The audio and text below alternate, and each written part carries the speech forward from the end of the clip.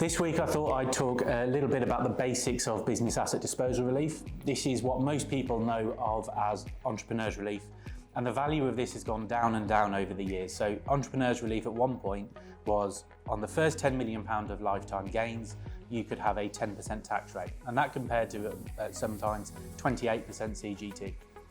So you could save up to £1.8 million. Now, from the 6th of April, it's going up to 18% for business asset disposal relief, and only on the first £1 million.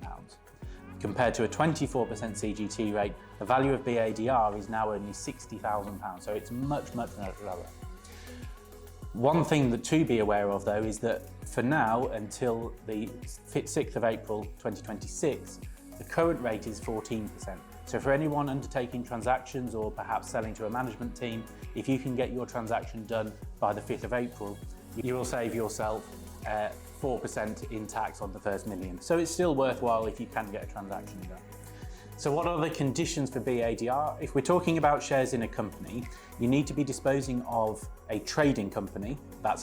Generally people talk about an 80-20 test, so at least 80% trading to be substantially trading for these purposes. It needs to be a personal company, which means you need to hold 5% of the share capital, and you need to be an employee or director or officer, which could include a company secretary, of that company or a company within the group for the previous 2 years. So it's a 2-year period we're looking back at. Provided you meet those conditions, you will qualify on the first £1 million of your gains.